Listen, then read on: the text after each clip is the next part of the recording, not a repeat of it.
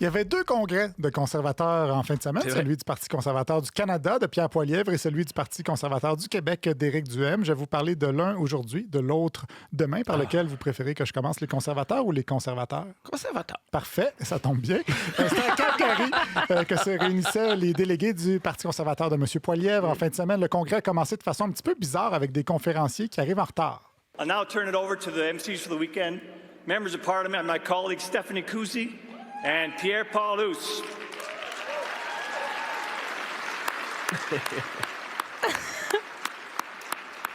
Il ressemble à Stéphane Crête. Oui, c'est vrai.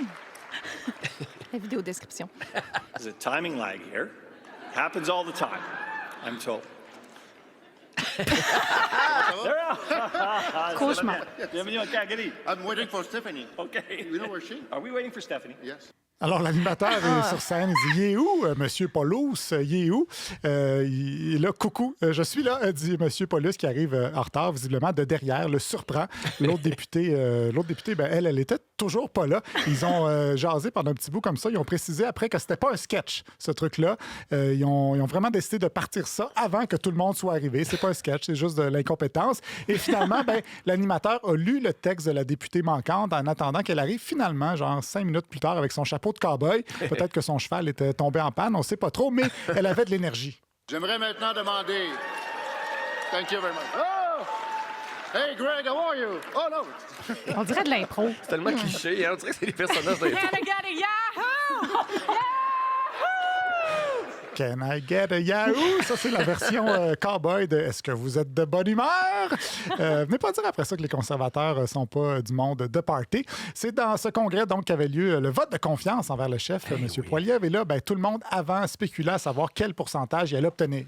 Quel est le pourcentage qui sera acceptable pour que Pierre Poilievre demeure chef? Quel chiffre est-ce que vous avez en tête? C'est la question qui tue. Oui. Est-ce que c'est un chiffre qui va commencer par 7 aujourd'hui, dans les 78, 79? Ou est-ce que ça sera plus autour de 80 84? Mais n'importe quel chiffre qui commence par un 7, un 77, 78, il pourrait y avoir des questions qui vont se poser. Je pense que la barre psychologique est à 80 %. Là où ça devient un peu plus compliqué, c'est si c'est 79,9 %. Est-ce que dans les alentours de 70 80 je sais que M. Poilievre, il va gagner.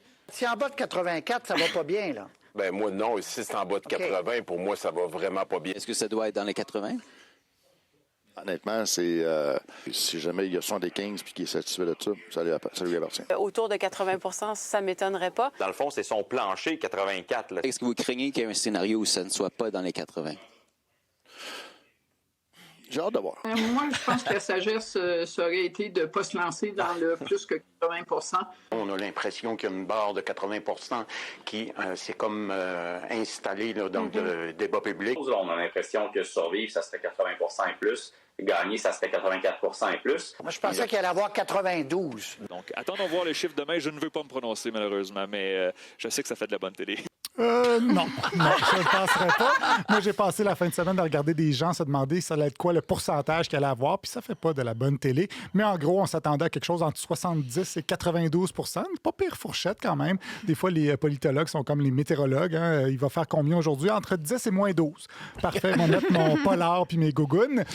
Finalement, il a obtenu 87,4 %. Cool, hein? C'est pas pire, c'est pas pire. Il faut dire qu'il y avait seulement 58 % des délégués qui ont voté. Alors, c'est pas clair à quel point c'est représentatif des délégués ou juste des plus crinqués qui étaient pas game d'aller à Calgary. Et des fois, qui étaient game plutôt d'aller à Calgary. Et des fois, c'est pas clair si les conservateurs ils veulent plaire à leur base ou à la population en général. Par exemple, le député Pierre Paulus, lui, pense que c'est beaucoup les vieux qui vont vers Carney parce qu'ils ont peur de Donald Trump. Donald Trump qui est arrivé dans le décor, M. Carney qui est arrivé. Et il y a eu une anxiété énorme. Moi, ma campagne électorale, là, les 3 premières semaines, on me parlait juste de Donald Trump. Puis là, il y a un électorat plus âgé qui avait vraiment un stress énorme. Oui, les vieux, ces personnes qui ont encore le réflexe d'être inquiets pour la démocratie. Bref, ils trouvent ça exagéré. Son collègue Bernard Généreux, lui, trouve que c'est très légitime d'avoir peur de Trump, même si c'est pas la préoccupation principale des gens. On entend de façon quotidienne, autant dans nos circonscriptions qu'à Ottawa, les préoccupations des Canadiens et des Québécois, bien sûr, qui sont très légitimes en ce moment. Malgré que la préoccupation première de l'ensemble des Canadiens est l'abordabilité. Et on se le fait dire à tous les jours. J'ai posé encore une question hier en Chambre des communes. J'ai des nombres de vues incroyables sur mes réseaux. Oui, des nombres de vues incroyables. Vous n'y croirez pas. 12 000. J'allais 12 000 visionnements pour sa question sur le prix des aliments. 230 likes. Pour vous donner une idée, là, c'est autant de likes que ma publication d'hier sur mon gars qui a gagné son tournoi de hockey dont tout le monde se sacre. Donc, vous faites comme Julie Snyder, vous mettez en scène les succès de votre fils. Exactement. Donc, Vous avez vu passer ça, là? Son fils a gagné un prix, là, puis elle était bien contente, non? J'ai pas vu, non. Mais voyons! Je suis désolée. Personne On est n'a peut-être vu moins ça? abonnés. Non. Le fils de Julie Snyder a remporté un prix, puis a fait une vidéo pour dire voici mon fils a remporté un prix, puis il avait l'air même mal à l'aise, Thomas. Mais ça reste une mère. On est fiers. Ben oui, j'ai pas dit que c'était un problème. J'ai dit juste que vous avez fait comme Votre elle. mère, là, vous, là, a fait juste partager vos affaires sur les réseaux sociaux. Ouais, ça vous dérange, ça? Ben non. Vous aimeriez rien, mais ça, vous avoir une mère qui vous aime? Ma mère m'aime beaucoup. Et vice-versa. C'est donc rejoindre le vrai monde où les vrais conservateurs, c'est un peu ça leur dilemme. Entre les deux, M. Poilievre est toujours en train de danser, selon Joël Denis Bellavance, à CEPAC. Je vous dirais, c'est un peu une forme de cha-cha, si vous me passez l'expression. 2 petits pas en avant, 2 petits pas en arrière. Parce que depuis septembre, M. Poilievre s'est concentré à séduire sa base. Et ensuite, on a vu des éléments où il voulait être un peu plus premier ministrable, si on veut dire. Une forme de cha-cha politique de la part de M. Poilievre. Tu trouvé drôle? Je trouve ça drôle, hein?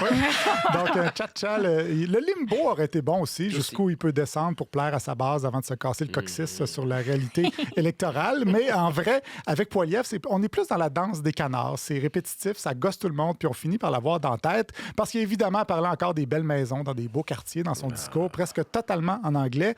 Il n'a même pas parlé de Jean-Marie Le Soudeur de Saguenay. J'étais bien déçu. Par contre, il a quand même fait des petites blagues de bouffe et j'ai fait un montage de 2 sources de traduction simultanées. Pour nos amis de l'Atlantique, un avis, eh bien, écoutez, essayez le steak plutôt que les fruits de mer. Pour nos amis dans les maritimes,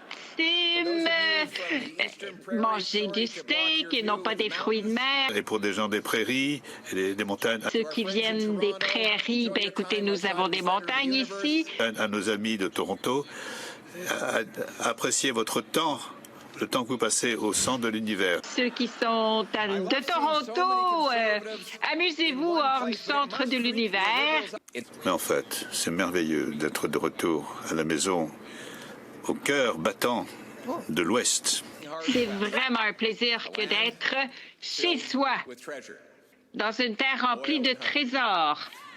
La terre de nos trésors qui sont le pétrole et le miel. Une terre de miel et de pétrole. Où coule le pétrole et le miel. Où coule le pétrole et le miel. C'est comme ça me semble idyllique, l'Alberta. Je note quand même que le traducteur dit Calgary est le centre de l'univers et la traductrice dit que c'est Toronto le centre de l'univers. Ouais. Oui. Donc tout le monde sait pourtant que le centre de l'univers, c'est votre nombril, Jeannot. Voyons. C'est bien gratuit. Je cherchais une ville qui répète le centre de l'univers, je n'ai pas trouvé. Mais mon bout préféré du discours, c'est quand même quand la traductrice a disparu après ce moment. C'est un fait incroyable. Les citoyens canadiens ouvrent désormais plus d'entreprises aux États-Unis que dans leur propre pays. Oh là là! Et les contribuables? Oh merde! Oh merde! On l'a plus entendu pendant 2 minutes après. Je ne sais pas ce qui est arrivé. Ça, Hubert est arrivé. Probablement. Donc, en fin de semaine, j'ai fait un voyage au pays du miel et du pétrole. Est-ce que j'ai passé une belle fin de semaine? Ouh là là! Ouh là là! Wow, du génie. Bravo, Oli. Hop là! Il y aura toujours